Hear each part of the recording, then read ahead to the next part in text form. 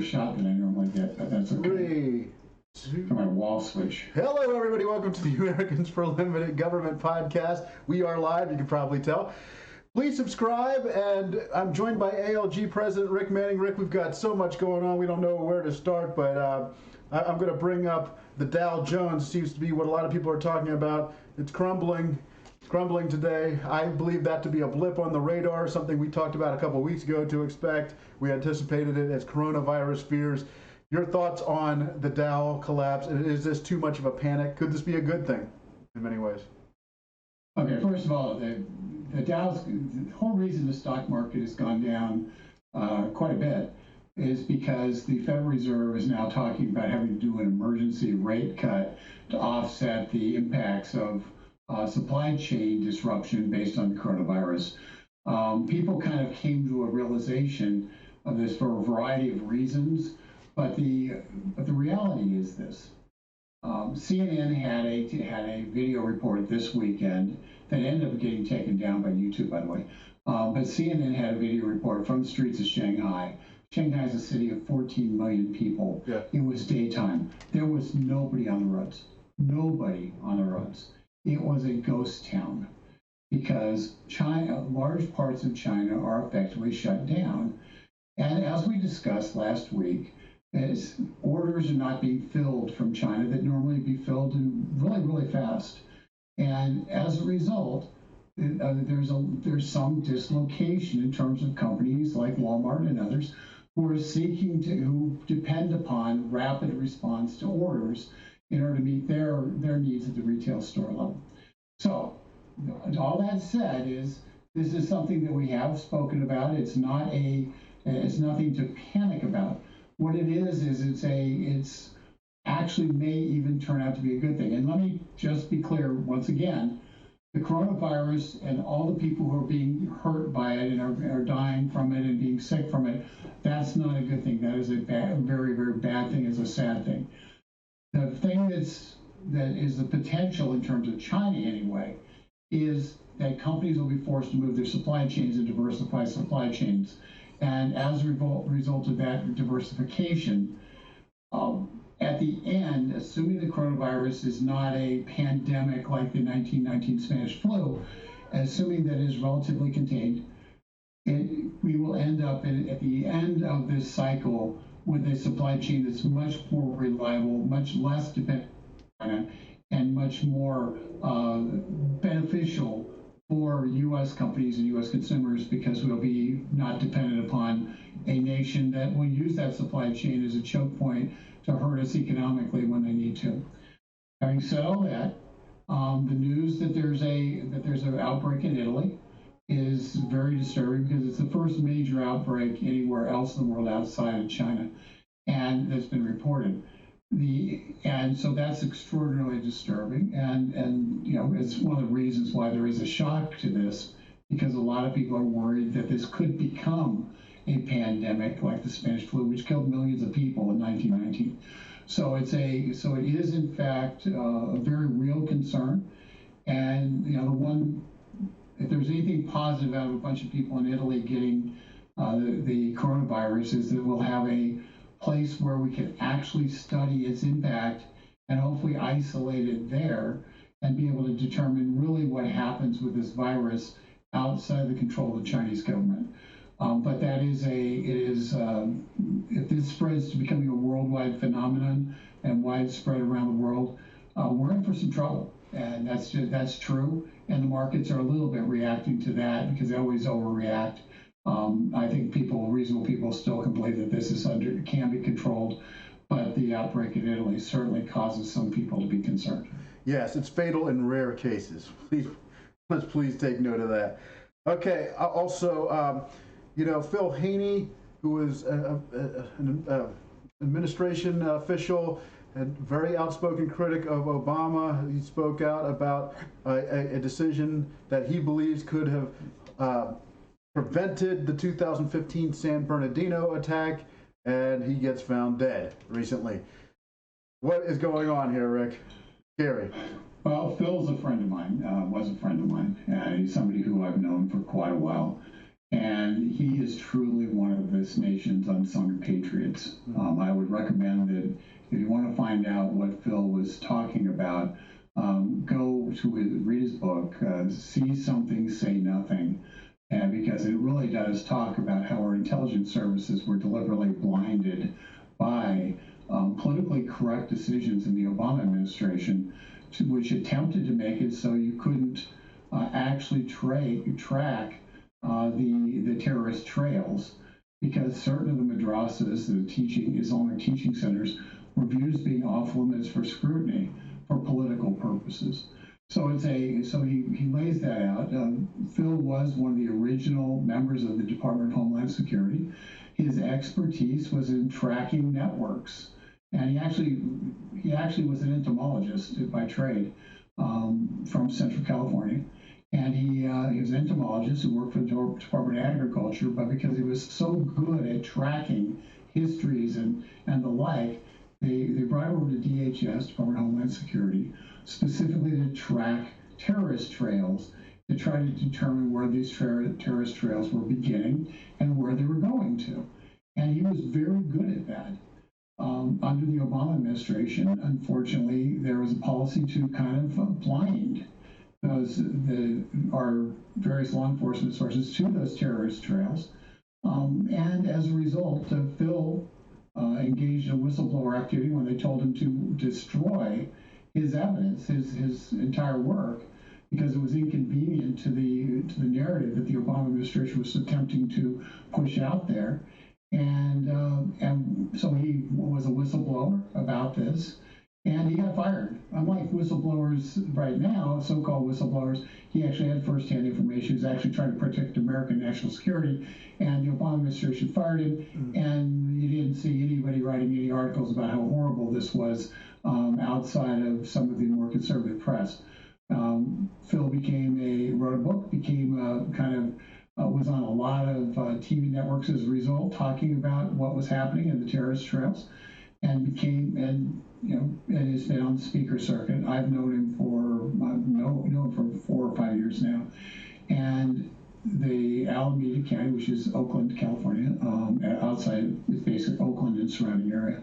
Alameda County Sheriff has, said that it was that Phil died of a self-inflicted gunshot wound. Is his first analysis. Folks, that didn't happen. We don't know what happened, okay, but Phil was about to re-enter the Department of Homeland Security. His life's work was about to be restarted. So his reason for existence was being restarted. He was scheduled to get married in the first week of April. He was beginning the writing of a new book related to the same exact subject matter, where it's been in the last 4 years. He was enjoying being on the talk radio circuit, which he was, and he was just having a great time in life. And so the fact that a guy was about to go back into the Department of Homeland Security and be reinstated, basically have his whole life validated, that's not a recipe for somebody committing suicide. So hopefully what will happen, I'm confident it will, there's going to be people above the Alameda County Sheriff who are going to take a close look at this, because to say it's a little shaky in terms of a self-inflicted wound would be to be kind. And in my estimation, there's a better chance that Jeffrey Epstein committed suicide than Phil Haney did. Yeah, if you read the media reports, they seem very skeptical, and of course the media does influence law enforcement. I know that from my years in media. So someone's going to launch an investigation at some level. I would have to agree with you on that. The challenge with this is that the federal government on a shooting doesn't really have jurisdiction, so you're dependent upon local jurisdictions. Yes. And in California, they have absolutely no interest in getting to the bottom of this. So this will have to be elevated to the DOJ level, Department of Justice, U.S. Department of Justice level, FBI level. There'll have to be a real push that had a potential federal implication I believe it does. Yeah. And I think that a number of members of Congress and others will be impressing that upon the Department of Justice, upon William Barr, about the need to get independent FBI eyes looking at this violence and getting to the bottom of it. But all this aside, the circumstance of his death aside, I want people to understand Phil Haney was one of America's unsung heroes. He didn't ask for the limelight. He didn't ask for any of the kind of attention that people, a lot of people get. He was a guy who was busily doing research to try to figure out the people who were likely to hurt us, who were likely to commit terrorist acts. And that research basically got shelved by the Obama administration because it led to inconvenient places that they wanted to not talk about, and places they didn't want to have, whether they wanted them exposed or not. It was politically inconvenient for them, let's put it that way. And Phil stood up and said, no, this is about national security. He took on the entirety of the Obama administration by saying that it was about national security. They put him under intense scrutiny, intense pressure. He stood up under that pressure. He was and he kept true to his American values of trying to protect America first. And so, Phil is a guy who, you didn't read a lot about. He wasn't a war hero. He wasn't any of those things, but he truly wasn't a patriot who basically took a beating from his own government because he was trying to protect Americans from terrorist attack. And Phil is the kind of guy who we should all aspire to be. And I am proud to have known him. And I hope that our elected officials will press the FBI to get to the bottom of what actually happened. Because while the circumstance of his death may or may not matter, they do matter if this was in some way reflecting as a result of his work and a desire to keep him out of government to be able to continue his work. If that's the reason why Phil Haney, we're talking about him in an obituary today as an Apple kind of, if that's the reason, we have to know, and we have to get to the bottom of who did this, and we have to find, and we have to bring them to justice. Phil Haney deserves it, as any American citizen would, but if what we described is the case, then he truly is a martyr in the fight for freedom. And let's just find out. Let's find out the truth, wherever it leads. And I think that Phil deserves that, his fiance deserves that, and all the people who love him deserve that. Yeah, I'm sorry to hear about the loss of your friend. Again, I do think the media can influence the local courts and the local police. I've seen it in action before. I've done it myself. So maybe that there will be so much pressure at that local level to look into it that they're going to have to, even though it is a liberal state.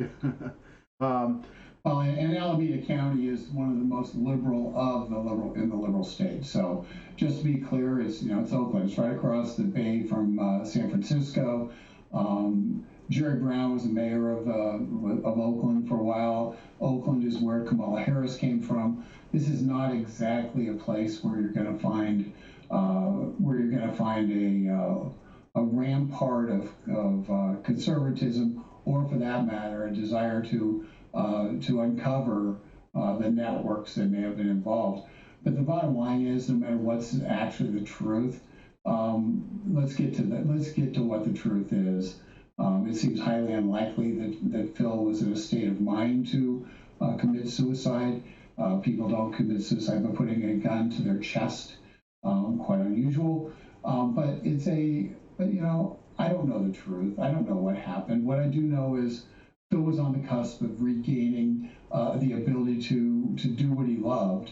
And it just seems and he's on the cusp of remarrying. He lost his wife about a year ago to cancer. He's on the cusp of remarrying, and he had a lot to look forward to in life. So the narrative that's coming out of Alameda County doesn't make a lot of sense. Yes, it is suspicious, I must say.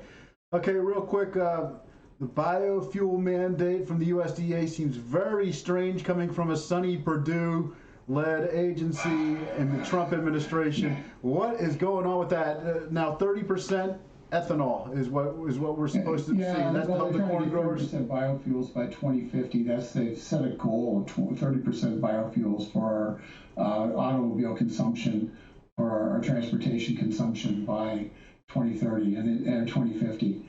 And it's just, you sit there and you just shake your head. We are in a clearly either big corn has so much influence, the USDA, which wouldn't be surprising, that they were able to convince people that this mandate made sense and that we should get 30% of our nation's fuel supply, transportation fuel supply, from corn.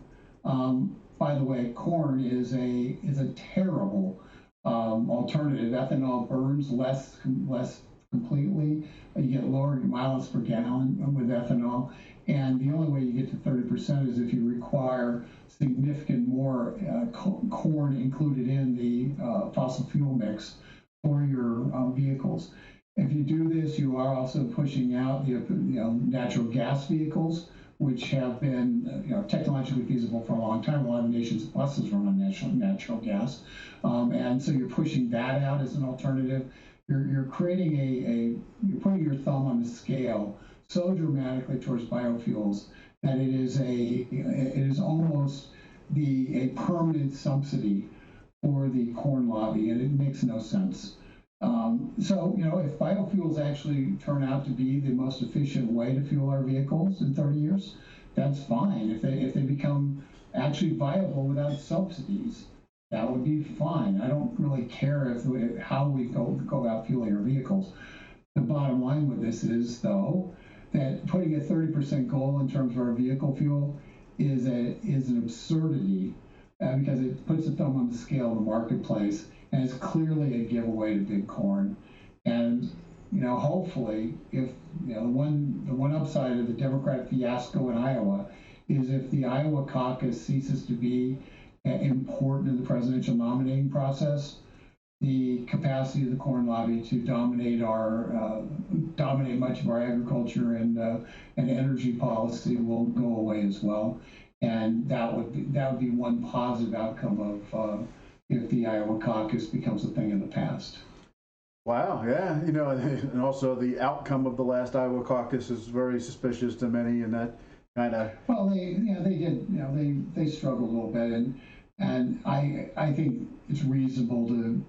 Ted Cruz had the best tweet I ever saw, and he said, Michael Avenatti, the creepy porn lawyer for Stormy Daniels, Michael Avenatti won the Iowa caucus. And so he said, "What are you saying?" And he said, "Prove me wrong," because you can't. Because anybody could have won the Iowa caucus, because we don't know what happened. It was all they couldn't collect the votes, and then they decided in secret who was the winner. So so you get right down to it. Nobody knows who won the Iowa caucus and the Democratic caucus, and it was a disaster. Okay, now, but there was a primary season race that we do know who won it over the weekend. Bernie Sanders wins big in Nevada. It just more momentum for him. It becomes very apparent that he is going to be the nominee. I just don't see someone like Michael Bloomberg being able to knock him off. I don't know who else is strong enough in that party. So, ladies and gentlemen, I think that's reasonable to assume. But just to be clear, Bloomberg hasn't actually been on the ballot yet. Yeah, he's not on the ballot until Super Tuesday, when a third of the delegates are delegated. Bloomberg's entire strategy was to try to make it a Bernie versus Bloomberg race, and all the people who are afraid that Bernie will, in fact, destroy the Democratic Party and destroy their chances to beat Donald Trump will coalesce behind him as the only alternative. That has been Bloomberg's strategy from the outset. It's why a week ago, the Bloomberg team, his staff, urged all the laggards to get out of the race so we could make it a Bernie Bloomberg race. And of course those people like Elizabeth Warren and Amy Klobuchar and Joe Biden are all sitting there saying, wait a second, we've been slogging around for a year, and you come in with a bunch of money, dump it in, and suddenly you think you should be the standard bearer? Who the heck are you? And so they're rightfully incensed by that. But that's been the Bloomberg campaign strategy from day one, was to not have to do any of the campaign, not having his record being examined, but instead make a clear-cut choice where if you wanted to beat Donald Trump, Michael Bloomberg was viewed as the most likely candidate to do that, and 65% of the Democrats say that that's a primary issue for them in terms of figuring out who they want to vote for, is who can beat Trump. And then, so he'd fit that bill. And then on the other hand, you have, and if you believe that Bernie Sanders will lead the Democratic Party into wholesale disaster, then Michael Bloomberg is the only alternative to that. The irony of a Bernie Sanders race is that neither is a Democrat. Bloomberg's a brand new Democrat. He registered because he wanted to run, and Bernie has been caucusing with the Democrats, but he's not a Democrat. He's a socialist. He's still an independent. He's never joined the Democratic Party. So the ultimate irony here is Bernie Sanders, as an independent socialist sitting in the Democratic caucus, not accomplishing anything except for voting for Chuck Schumer, now finds himself as being the person who is moving the Democrats dramatically to the left, at least in terms of their public face. And in moving them to the left, he's actually making them more intellectually honest, because they haven't been able to answer for at least 8 years what the difference between a Democrat and a socialist is, since they both want government control of the means of production. So, and they just wanted a different pace, a different speed of having it happen. So the Democrats have struggled to explain the difference between the two, and now they're going to get to eat it. They've allowed this beast to occur. They've allowed it to develop. They've allowed the AOCs of the world to be held up as heroes, and to suck the oxygen out of the room. And as a result, now the dog is off the chain, and the dog's rabid, and the first people that dog's biting are all the Democrats, who are now being either choosing between embracing the Bernie socialism or being consumed in primaries. That's what their biggest fear is, and that's what AOC is promising to do with this particular election if Bernie Sanders has the nomination. And you're going to see a lot of Democrats running scared, who are elected officials, because the dog is unleashed and they can't control it. So that's where we're at. And if I wasn't sitting there inwardly kind of smiling, because they created this. They're the ones who put the Marxists in charge of our academia. They're the ones who always fought to make certain that to try to censor alternative points of view. The left has been consistent in their desire for more and more government, and the desire to eliminate free enterprise, although their goal was always to do it gradually, but it's always been their goal. So when you get down to it, and now they've got people whose actions and policy prescriptions match their rhetoric, it scares the heck out of them. Okay, Rick, here's a illustration of socialism. Why do mice die in mouse traps? Because they thought that they can get the cheese for free and find out you can't get anything for free. There's a lot of truth to that. Actually, the key to being a socialist leader is you let the mice go in, and then you're the one who falls behind and steals the cheese. Yeah, that's what happens. So that's what happens, yeah. And that's your socialist leader. They're always the second one into the trap. But it's but yeah, that's absolutely true. We listen, and I'm going to here's the nightmare scenario for the Democrats. And it's very simple, and I can explain it this way. We still have an electoral college, much to their chagrin. Yeah. Here's what the Democrats have to do under Bernie Sanders. They have to go into Detroit, into Michigan, and convince the auto workers that their Cadillac health care plan should be shelved in exchange for Medicare for all. No union worker wants that. They have to tell them that the internal combustion engines that they're building are illegal because of the Green New Deal. And oh, by the way, so you don't have jobs. But we're going to get you green jobs. We just don't know what those are. Yeah, and they also have to go tell Michigan that we're not going to have jobs. They need to tell the people of Pennsylvania that hydraulic fracturing is evil and we're going to eliminate it.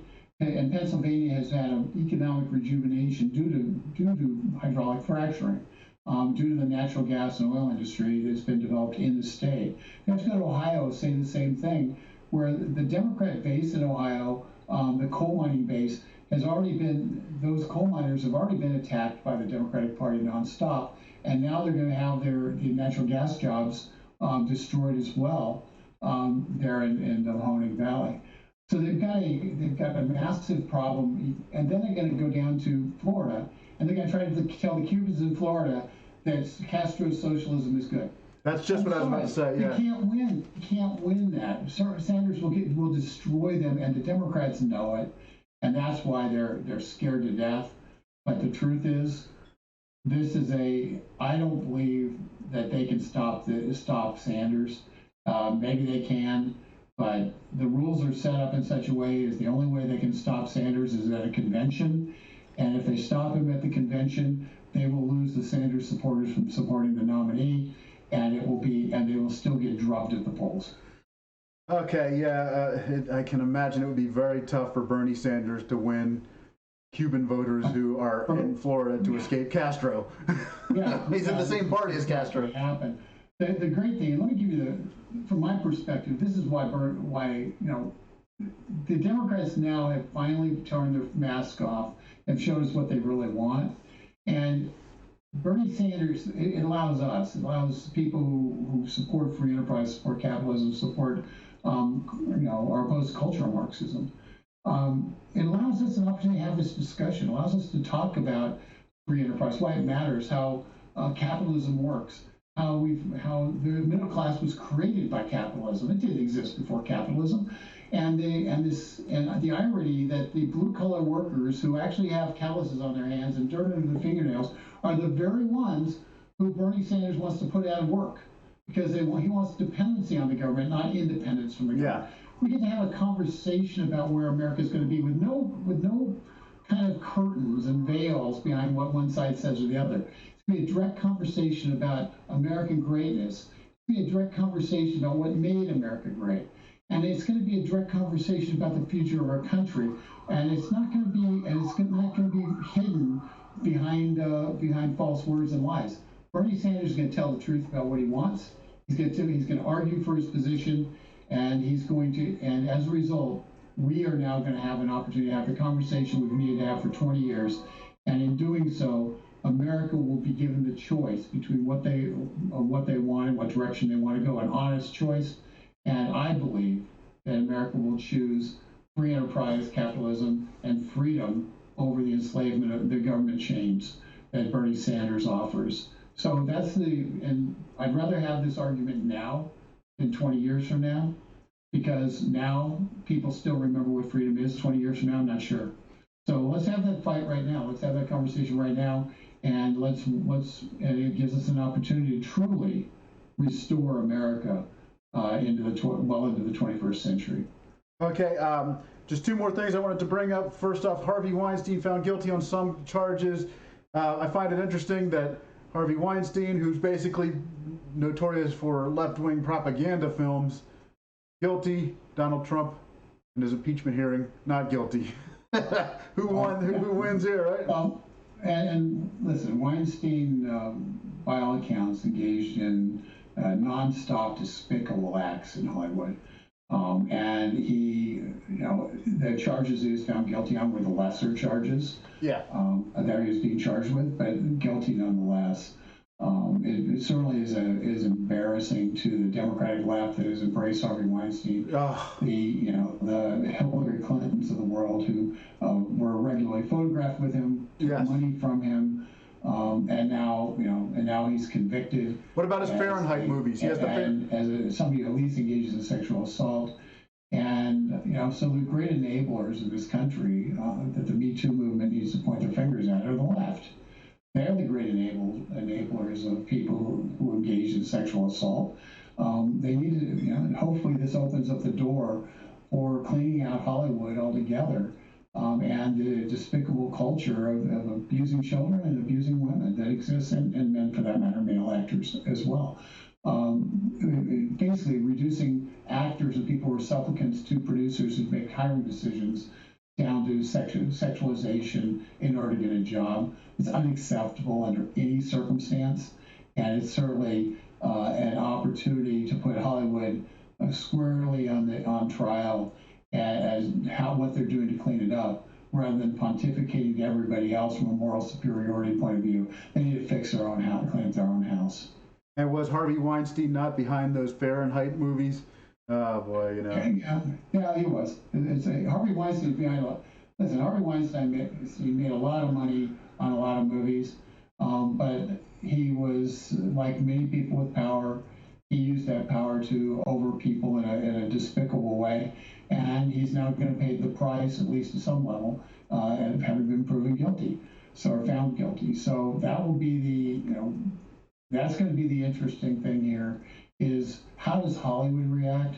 Because quite honestly, they've pretended like Harvey Weinstein was a one-off, when in fact it's more the norm. And we will see how Hollywood reacts to this, and if they have any real reforms, or if in fact this ends up being okay, it's all taken care of. We can now move on, business as usual. Yeah, no, I've heard that as you were mentioning earlier, the casting couch is not just for females. There's also a lot of homosexuality with male actors being asked to perform. And then child actors. And child actors. It's all you need to do is look, type in Corey Feldman, and his story's been ignored for years. Corey Haim, who was his co-star on one of those shows back then, I don't remember which one, but who committed suicide. You have a lot of child actors who were abused, and by based on anecdotes. I to be, it makes you turn your eyes away because you just don't want to know. They're proven guilty. But gosh, the stories coming out of Hollywood are just pretty horrendous. So hopefully this will they will clean up their act and stop abusing people. Now, Deontay Wilder, I predicted was going to beat Tyson Fury over the weekend, but I'm so glad. Everybody, aren't you glad? Bet against Frank. Okay? He's the cooler. He's the ultimate cooler. That's true. He's going to knock him out in one round. Isn't that what you said? I did. Tyson Fury, though he was out of shape, showed up to fight, and Deontay Wilder was also kind of out of shape for his standards, and he did not show up to fight. He got beat pretty bad.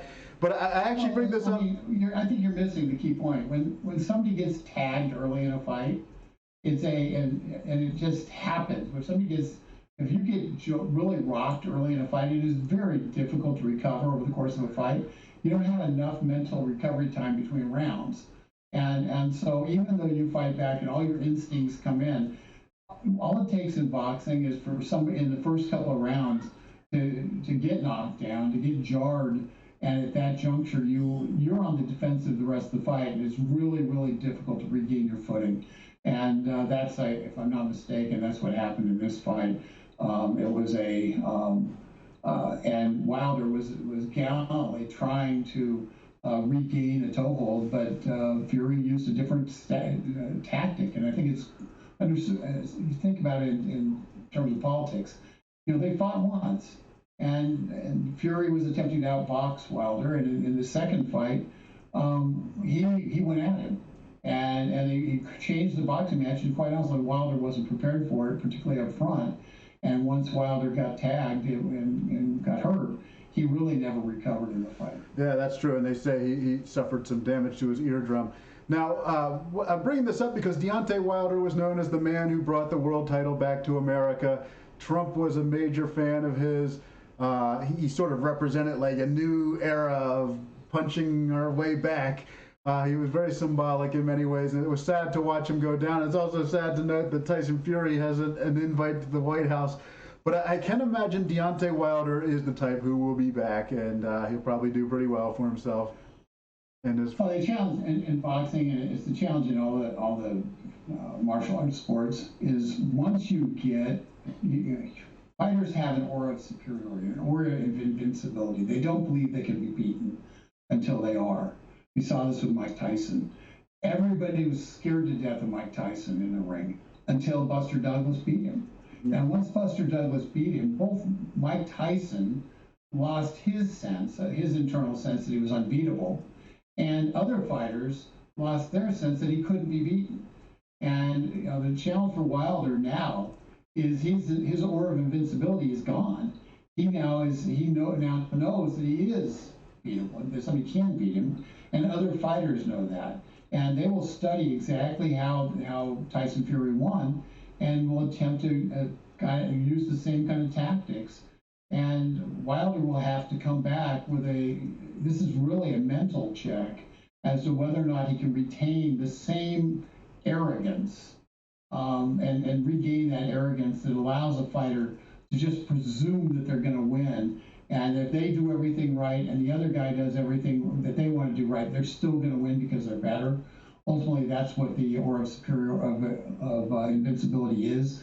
A belief that you are better than everybody else no matter what they do. And the minute you get knocked out, you question that and you become vulnerable to doubts. And a fighter who's got self-doubts is a fighter who's in deep trouble. Yeah, absolutely. And we have seen it many times, not just in boxing, but in other sports, where teams that we thought were unbeatable kind of crumble after that's been exposed. The best football team I've ever seen was the '85 Bears, but man, once that team started crumbling, they became one of the weaker teams eventually. It was hard to watch. No one talks about the '86 Bears. Yeah, well, that's true. It's I think Mike Ditka, when he chose to get William Refrigerator Perry a touchdown and not Walter Payton, I think a lot of the team kind of soured on it and felt that was unfair. And you lose your leadership capacity when people start questioning your decisions. And so I think Ditka's decision there hurt them in the long run. He's kind of celebrating the mystery that was William Refrigerator Perry and kind of the meme of who he was. But the fact is, Walter Payton didn't get a touchdown in the Super Bowl, and that was a slap in the face of one of the top 3 running backs in history. Yeah, one of the top 3 players in history, probably. You'd have to put him up there with Tom Brady. But certainly running backs. Yeah. Jim Brown, O.J. Simpson, and Walter Payton in my book. Yeah, I'm going to say Walter Payton, number 1. And remember, you could do a lot more with Walter Payton than any other running back. He had a lot of passing yards, too. A lot of people forget he would take the handoff and then throw a pass. That was one of his trademarks. So, how about this? Players I'd rather have on my team, I'd say Walter Payton was a good guy. He was a good team player, and he was tough as nails, and everybody loved him. And in terms of the Bears, I think not getting him a touchdown at the goal line, giving it to William Refrigerator Perry, did grievous harm to the psyche of the Bears. And so much of sports is psychological that had a long-term negative impact on that franchise. That's probably part of it. Maybe also sort of like we said, that aura of invincibility. Once it started breaking down in that season afterwards, they weren't possible. They just weren't the same. Yeah, the defense wasn't as vibrant, and it was a defensive first team, and the fact is, people had a whole year off season to figure out how to beat the 6-2 defense, the Buddy Ryan defense. But nobody's going to remember this because this was a long time ago, Frank. So talking about ancient football is probably not going to get us a lot of clicks. So given that, let's just encourage everybody to subscribe. More ancient football talk, but we'll also talk a little bit about politics tomorrow. So if you subscribe by hitting the button, we will be back on tomorrow. All right. Thanks for watching, everyone. Have a good day. Thanks, guys.